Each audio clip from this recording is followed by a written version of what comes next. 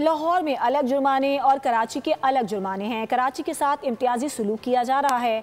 ई चालान से मुतालिक Sindh high court में दरख्वास्त गुजार का जजेस से दिलचस्प मुकालमा।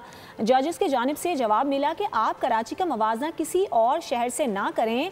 इस्तफसार किया कि क्या कराची का किसी से मवाजना बनता है, जिस पर दरख्वास्त गुजार के वकील ने कहा कि बस मालिकान ने शिकायत की है कि हमें मुसाफिरों को उठाने नहीं देते, जिस पर जस्टिस अदनान इकबाल ने जवाब दिया कि हम भी इसी शहर के हैं, यहाँ ही रहते हैं, सब पता है। सिंध हाई कोर्ट ने ई चालान के खिलाफ हुक्म इम्तना देने की इस्तदा मुस्तरद कर दी। एक मुल्क एक शनाख्ती कार्ड, कानून दो क्यों।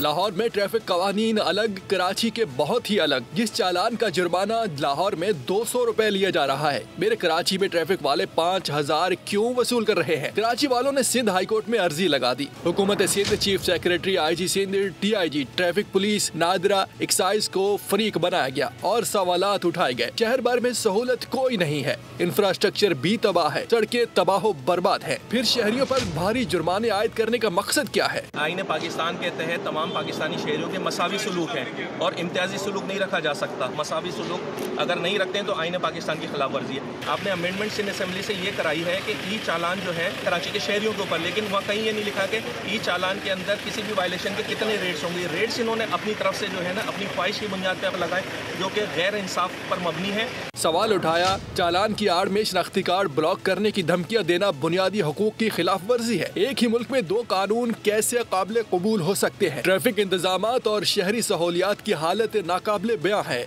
मरकजी मुस्लिम लीग, जमात इस्लामी, बस ओनर्स एसोसिएशन ओनर्स की दरखास्तों पर समाअत के दौरान अदालत ने ई चालान के खिलाफ फौरी हुक्म इम्तना देने की इस्तदा मुस्तरद कर दी। अदालत ने DIG ट्रैफिक समेत दीगर से जवाब भी तलब कर लिया। दरखास्त की समाअत 11 दिसंबर तक मुलतवी कर दी गई।